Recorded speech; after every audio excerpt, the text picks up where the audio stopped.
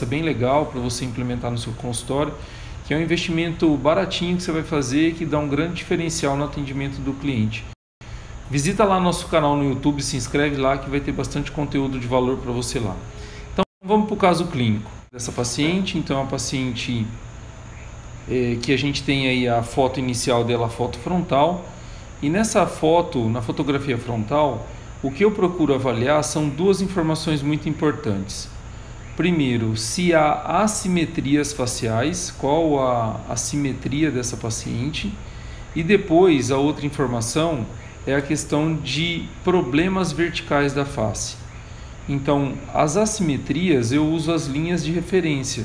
Então, linha bipupilar, depois nós vamos ver ainda as linhas de referência, a linha intercanto do olho até a asa do nariz, depois do canto dos olhos até as comissuras labiais, e tem também linhas que você pode ter como referência, que é o contorno do corpo mandibular. Tá? Tem a linha mediana da face, que é fundamental, né? Você passando no centro da glabela, no centro do nariz, se o nariz não tiver algum desvio, essa linha deve estar coincidente com o centro do mento. Então, isso é fundamental para você ver desvios mandibulares ou assimetrias mandibulares. E as assimetrias, elas podem estar presentes tanto no terço médio como no terço inferior da face, ou em ambos, tá certo? Então, na fotografia frontal, eu quero saber se meu paciente ele é assimétrico. E depois, se o paciente, a gente avaliando os terços, terços faciais, principalmente o terço médio e o terço inferior, eu quero saber se esse paciente é um paciente que tem um excesso vertical da face ou um paciente de face longa, ou se ele tem uma diminuição do terço inferior da face e ele é um paciente de face curta. Então, na fotografia frontal, resumindo, é isso daí, assimetrias, ou eu já defini se ele é um paciente de face longa ou face curta, tá certo? Em um outro caso, a gente pode discutir o que caracteriza o face longa e o que caracteriza o face curta, tá?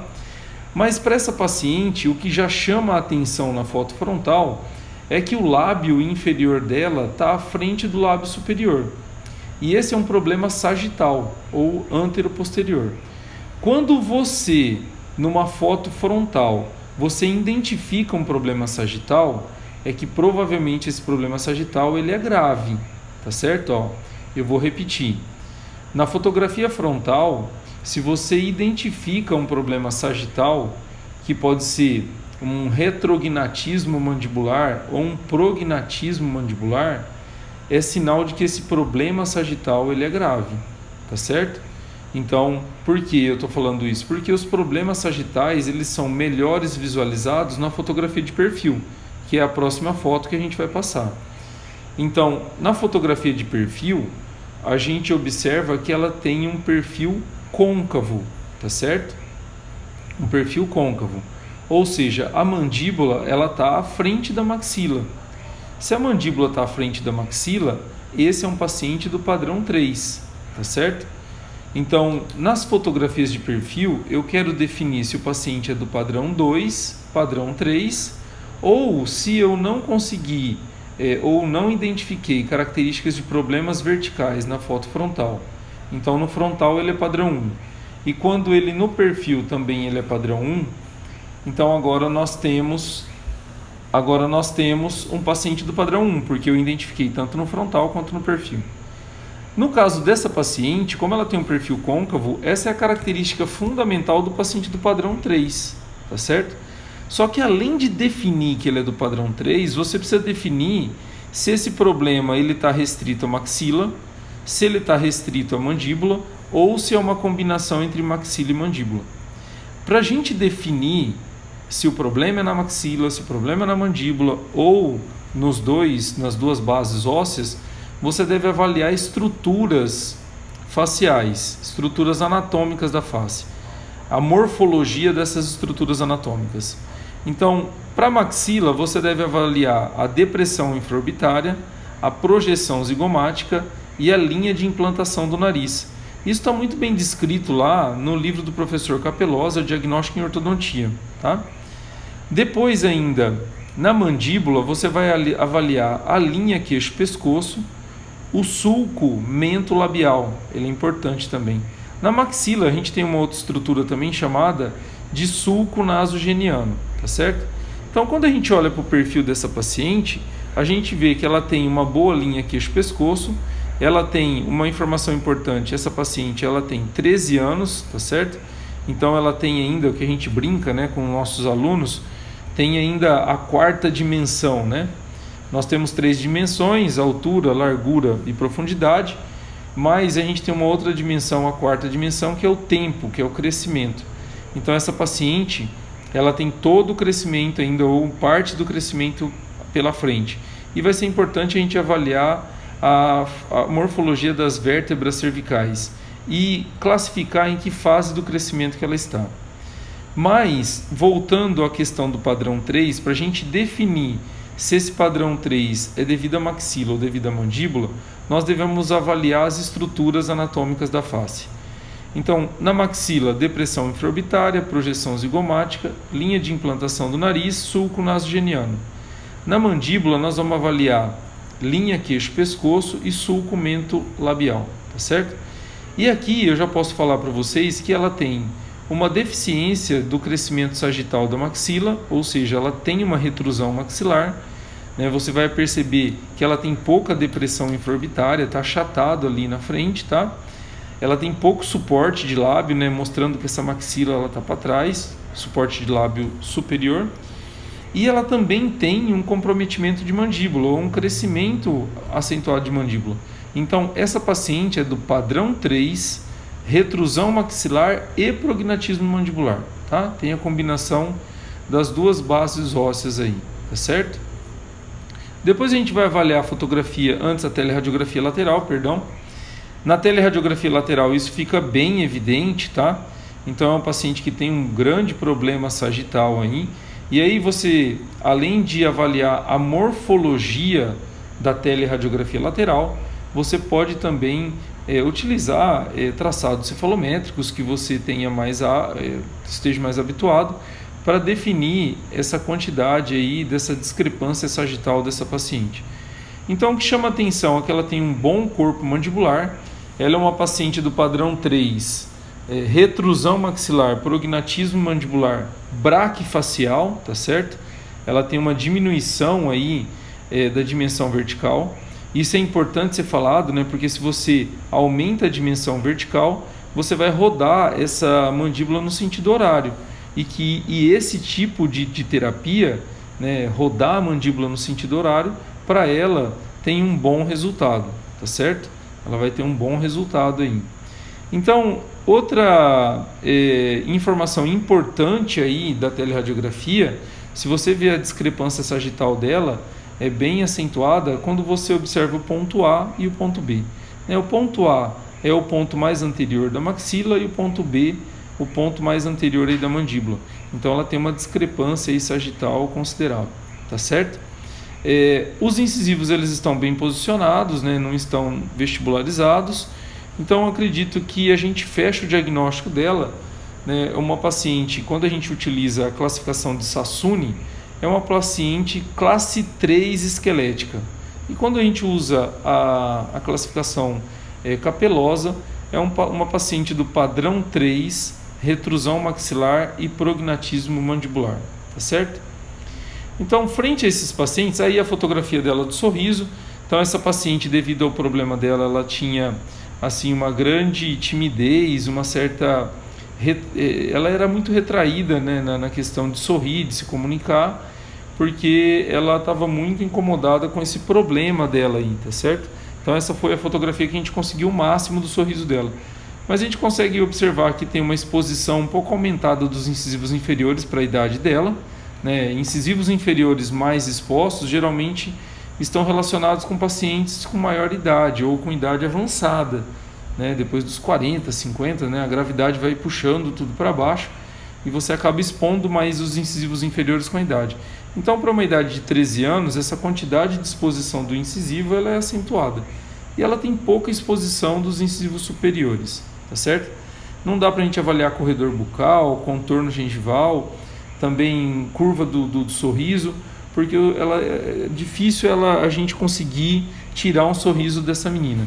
né? A mãe dela falou que ela estava até assim, né, no início do tratamento muito a questão de bullying no colégio, enfim, né? Isso é algo que impacta muito a criança e o adolescente nessa fase, né? Tem um problema esquelético facial grave, né? A gente sempre comenta que no nosso país você pode até esconder um problema no braço, na perna, mas na face, como a gente mora num país ocidental onde não se usam burcas, né? As mulheres não usam burcas, a face você dá a tapa, vamos dizer assim, né? Então ela sofria essa questão de bullying aí no colégio, tá certo? Então agora as fotografias intrabucais, a gente vê a gravidade, a severidade do problema aí, ó. Então é uma paciente que tem uma mordida cruzada anterior severa, tá certo? Outra informação importante que chama a atenção, ela tem uma curva de SPE inferior muito aumentada, tá? Devido a essa mordida cruzada anterior, os incisivos inferiores destruíram muito, tá? Ela tem uma maloclusão de classe 3 de grande magnitude, tá certo? Então, a oclusão dela é um sinal, ou vamos dizer assim, um sintoma desse problema esquelético, tá? Dessas bases ósseas mal posicionadas no sentido sagital, onde ela tem uma retrusão maxilar e um prognatismo mandibular. Então, vamos só enumerar os problemas da oclusão. Ela tem uma maloclusão de classe 3 acentuada, ela tem uma mordida cruzada anterior, tá? Severa, e tem uma curva de SPE muito acentuada, tá? Depois, nas fotografias oclusais, o que chama a atenção é que ela tem ausência dos incisivos superiores. No histórico clínico dela, ela diz que não extraiu esses dentes, os incisivos laterais superiores, perdão. Ausência dos incisivos laterais superiores. Então a gente observa que os caninos estão próximos dos incisivos. Do lado direito, ela tem ainda a permanência do dente 53 no arco, né, um canino descido. Ela tem umas giroversões nos arcos inferiores, pequenos diastemas, tá certo? Outro dado importante que eu vou voltar, observem que os incisivos inferiores, clinicamente, eles estão compensados, né, para lingual. Isso também é uma evidência, um sinal clínico do paciente do padrão 3, tá certo? Essa compensação lingual dos incisivos inferiores. E depois o que chama a atenção, que eu já comentei com vocês na fotografia oclusal, é que ela tem a agenesia dos laterais. Agenesia não, desculpa, a ausência. A agenesia a gente só vai poder confirmar na radiografia panorâmica ou nas periapicais. Clinicamente, você não pode falar que é agenesia, porque esses dentes eles podem estar retidos ou impactados, tá certo? Então a gente vai confirmar isso na radiografia panorâmica, tá? Aqui tem uma informação preciosa, fundamental, quanto ao prognóstico desse tratamento. Eu quero que você preste bastante atenção nessas fotos, tá certo? Isso é quando nós guiamos a mandíbula numa tentativa de relação cêntrica e a paciente ela tem uma diferença de relação cêntrica e oclusão cêntrica. Então ela acaba tocando as bordas incisais dos incisivos superiores e inferiores. E isso torna o prognóstico do tratamento melhor, né? Se ela tem essa diferença, isso torna o prognóstico melhor. Porque o que está acontecendo? Ela, em relação cêntrica, ela toca nas bordas incisais. Como isso é incompatível e é uma posição incompatível para ela mastigar e é uma posição instável, né? Não tem como ela ter suporte mandibular nessa radiografia, nessa posição, ela acaba avançando a mandíbula e cruzando a mordida anteriormente, tá certo? Então isso torna o prognóstico do tratamento melhor quando tem essa diferença de RC e OC, tá? Isso é fundamental nesses tratamentos, você ter essa informação para você definir prognóstico com os pais, com o paciente, tá certo? Então é o que a gente observa aí nessas imagens. Na radiografia panorâmica a gente constata que ela teve agenesia dos laterais, tá? Por isso a permanência daquele dente descido e também a presença dos caninos próximo desses incisivos centrais superiores. E isso é uma situação clínica muito ruim para o paciente do padrão 3, né?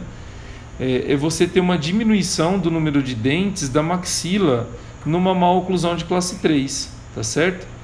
É a mesma coisa de você ter diminuição de dentes na mandíbula numa maloclusão de classe 2. Então, quando a gente pensa na maxila como uma tampa e na mandíbula como uma caixa, se você tem diminuição dos dentes de número de dentes superiores, isso torna o prognóstico um pouco mais difícil, tá certo? Só um minuto, estão me pedindo um tempinho aqui. Vamos ver se assim vai ficar melhor agora. Minha esposa está pedindo para eu tirar do modo apresentação. Não sei se vai...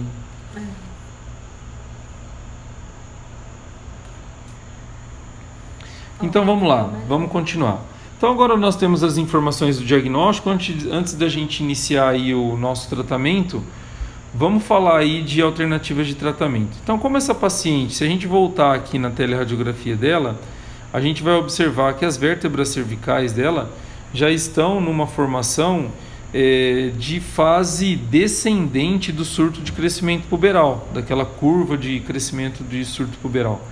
É legal que lá na OrthoA você tem essa cola, vamos dizer assim, ou esse gabarito para você visualizar as vértebras do seu paciente e escolher em qual fase de crescimento seu paciente está. Infelizmente a gente teve mais uma vez esse problema técnico, mas bola para frente, vamos tocar para frente. Então aqui ela está praticamente aí na fase de desaceleração do surto de crescimento puberal, tá certo? Mas os protocolos para os pacientes, né, do padrão 3 em crescimento, eles consistem principalmente na disjunção maxilar e na tração reversa da maxila com o uso de máscara facial, tá certo? Como essa paciente tem uma curva de SP muito acentuada, nós vamos precisar corrigir um pouco essa curva de SP primeiro, para depois avançar essa maxila com a disjunção e o uso da máscara facial. Acontece que nós vamos fazer uma disjunção utilizando os mini implantes. Nós vamos associar os mini implantes a esse disjuntor para poder ter uma maior efetivo, uma tração mais efetiva. Já existem artigos científicos comprovando, quando você compara a tração maxilar com dispositivos convencionais como Hyrax ou Haas e comparando com dispositivos associados aos mini implantes, a tração maxilar é mais efetiva quando você associa os mini implantes, tá? Então nós vamos inserir 2 mini implantes associados a esse disjuntor para ter um melhor resultado da tração maxilar dessa paciente, tá certo? Então vamos iniciar nosso tratamento, ó. Nós primeiro colamos, fizemos uma colagem já praticamente nivelada para entrar com arco base de intrusão para fazer a correção dessa curva de SP, tá certo? E observe que a gente já começa a enxergar um pouquinho da cervical dos incisivos superiores. Essa é uma foto, ela já estava com esse arco base de intrusão, eu acredito, por 3 meses, tá certo? Então nós estamos intruindo os incisivos inferiores. Esse arco está ativado, é um arco com uma liga chamada Eugiloi Blue. Como eu uso um slot 22x28, esse é um arco 19x19. Nós fizemos a ativação em torno de 100 a 120 gramas para os 4 incisivos, tá certo? 40 gramas, em torno de 40 gramas para cada incisivo para fazer essa intrusão. E após a intrusão nós vamos instalar, corrigir antes. Nessa época a gente soldava e utilizava uma presilha para poder instalar esses mini implantes. Então essa solda eu mesmo realizava o laboratório desse disjuntor. Esse é um disjuntor da Morelli, tá certo? E a gente instalou essas presilhas soldando aí, onde você está vendo aí, ó, para depois instalar os mini implantes e começar. Uma dica muito importante para você que está iniciando com o MARP, nós aprendemos ao longo do tempo que a instalação do disjuntor, a instalação do mini implante e o início das ativações deve ser feito tudo numa consulta só, tá certo? Instalamos a máscara, tá? E agora essa paciente ela vai usar essa máscara em torno de 12 a 14 horas por dia, tá certo? 12 a 14 horas por dia ela vai fazer essa utilização. Esses elásticos, eles devem ter em torno de 450 a 500 gramas de cada lado, quase 1 kg de força, tá certo? Nos dois elásticos. E ela vai fazer esse uso de 12, eu acho que o ideal 14 horas, tá certo? E aí tem uma dica muito legal, eu falo para o meu paciente ele não utilizar na escola, tá?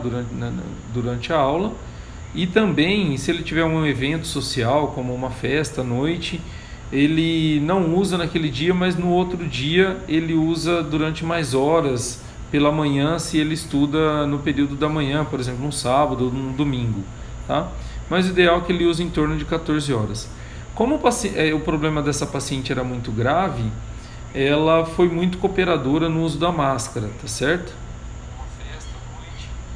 Então aqui a gente já tem, ó, essa teleradiografia ela foi tirada logo após a disjunção, então a gente já observa a melhora no perfil.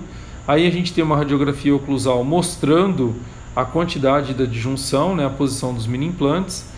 Esses mini implantes eles poderiam estar um pouquinho mais à frente aqui nesse delta aqui da maxila, para que ele ficasse bicortical, tá certo? Aqui ele passou um pouquinho ali do soalho da fossa nasal. Isso não tem repercussão clínica, não tem problema, desde que você siga os protocolos de biossegurança para poder fazer a instalação desses mini implantes. E agora a gente vai continuar fazendo o avanço dessa maxila com o uso da máscara. Então a evolução do caso, a gente já percebe que ela tem já uma posição bem melhor entre maxila e mandíbula, e vai usar a máscara, e nós vamos continuar ainda corrigindo essa curva de SPE inferior, tá? Vamos continuar passando aqui as imagens. Observe aqui, ó, já melhora no perfil, né, após 4 meses de uso da máscara facial. Então, como já tem uma melhora no perfil, então a gente já observa que o lábio superior ele está à frente do lábio inferior. Então, aquela concavidade facial já melhorou muito. E agora a paciente ela já tem assim a melhora na autoestima, né? Como isso melhora a vida do paciente nessa questão de você harmonizar as estruturas da face, trazer harmonia, né, para essas bases ósseas, tá certo? Então, a gente evoluindo agora, nós tiramos os brackets inferiores, tá? Essa curva de SPE inferior já estava corrigida. Observem ainda que ela tem ainda uma compensação dos incisivos inferiores, mas a mordida já está encaixando ali na região posterior, ó. A gente já tem uma grande melhora. A gente tem um desafio ainda pela frente, porque nós precisamos ou fechar os espaços desses laterais, ou abrir espaço para a instalação de implantes, né? Depois vocês vão ver aqui para frente que nós optamos, junto com os responsáveis, de abrir espaço para a instalação de implantes na região aí dos caninos, tá certo? Então aí o disjuntor ali, ó, como ele está, ela continua usando a máscara ainda. Então aqui uma foto que a gente já tem antes e depois a melhora no perfil, né? A quantidade de melhora aí que ela teve no perfil, harmonizando o perfil. Lembrando também que aquela diferença entre relação cêntrica e oclusão cêntrica também foi fundamental para que a gente tivesse esse resultado aí, né? Um resultado bem legal, tá? Aí o sorriso dela, a foto frontal e a melhora no perfil, tá? Depois agora uma fase mais já à frente, nós instalamos todo o aparelho superior e inferior e nós vamos trabalhar para fechar esses diastemas superiores, posicionando os caninos no lugar dos laterais, e ela vai fazer implantes na região dos caninos. Isso foi decidido junto com o implantodontista e com os responsáveis, tá? Dessa forma a gente tem ganho, porque implantes de laterais em alguns momentos, né, eles acabam ficando com um contorno gengival talvez meio azulado, isso não fica tão legal.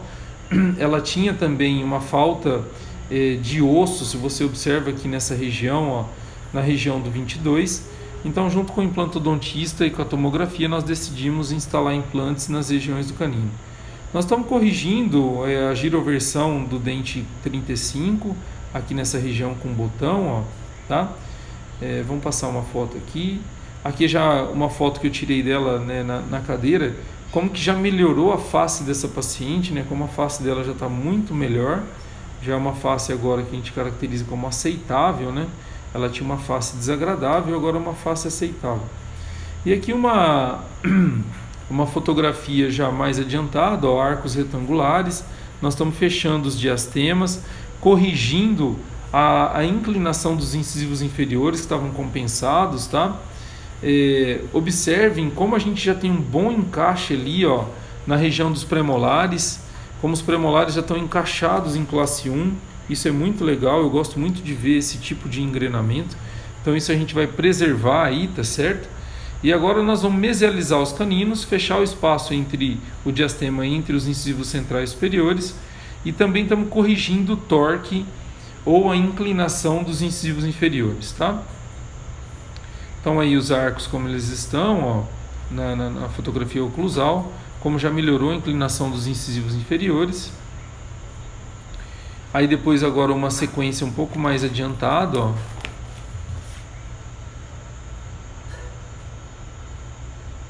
Depois tem uma pergunta do Raniel. Eu agradeço aí, Raniel, a sua presença aí, tá aí acompanhando com a gente no Facebook.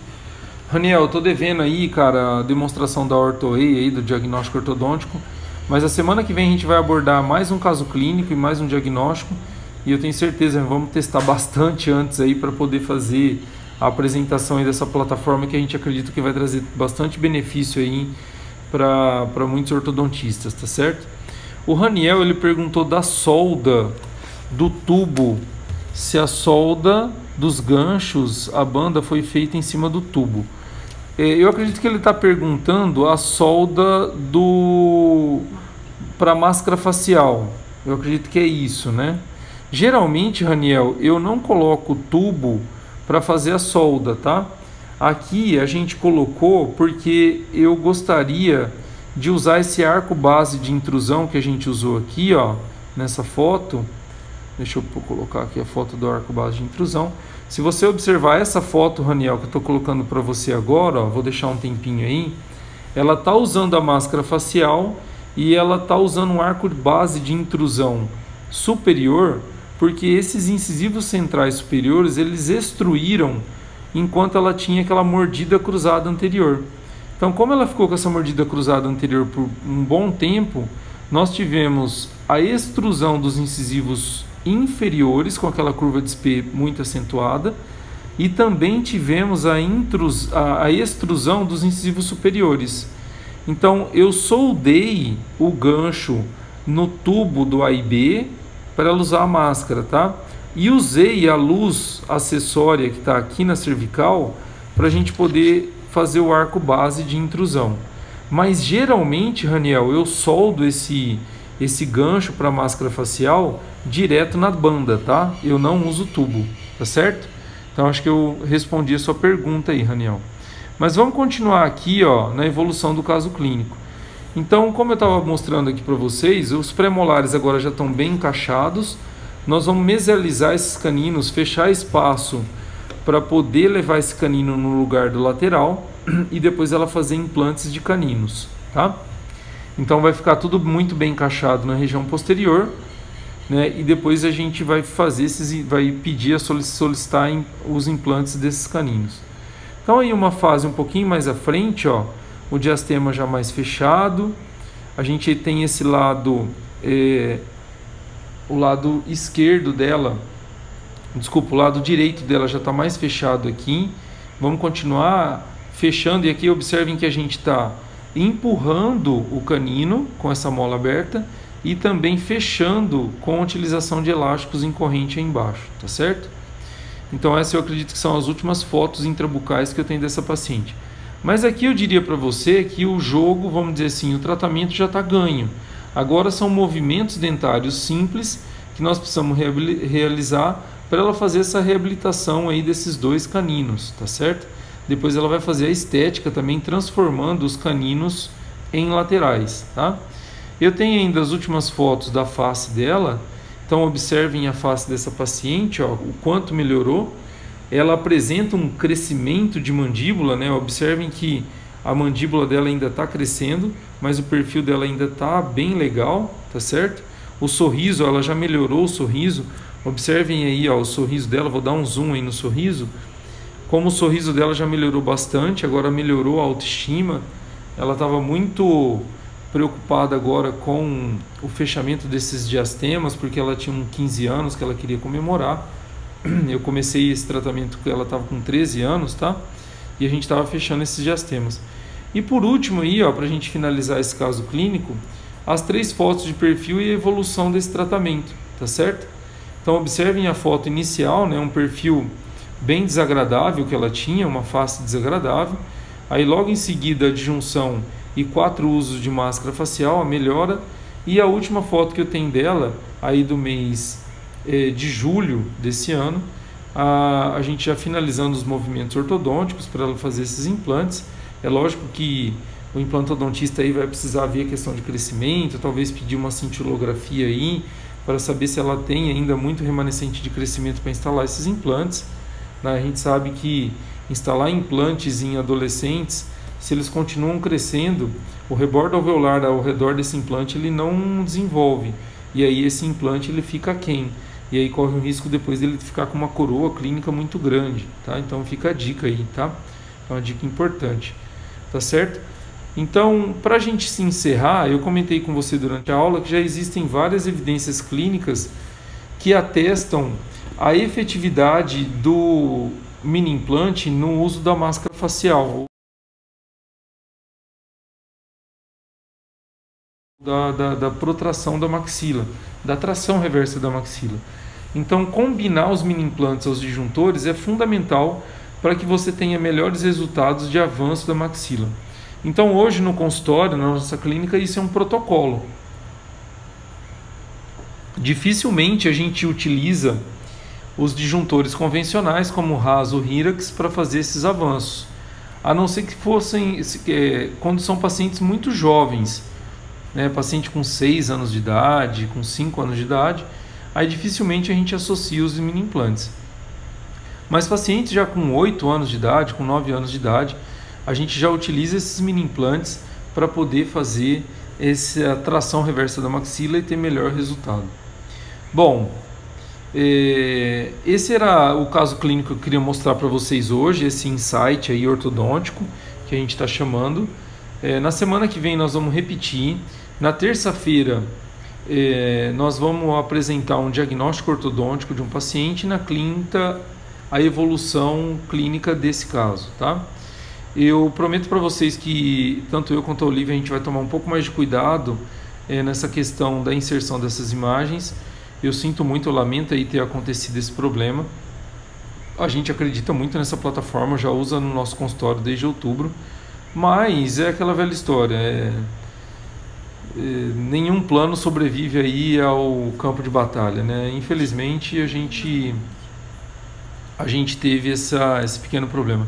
Eu vou colocar a câmera aqui para mim, ter com vocês, para eu estar falando. Lembrando aí que talvez quem entrou mais tarde, hoje eu estou em casa, hoje eu não estou na clínica, tá? Então, a gente está aqui em casa e até comentei com alguns que para que o fundo aí não tirassem a atenção de vocês, mas essa era a contribuição que eu queria deixar para vocês hoje, a questão da utilização dos mini implantes nas disjunções e na tração reversa da maxila, que são fundamentais, tá certo? Pessoal do Instagram, obrigado pela presença. Terça-feira a gente tem mais, tá?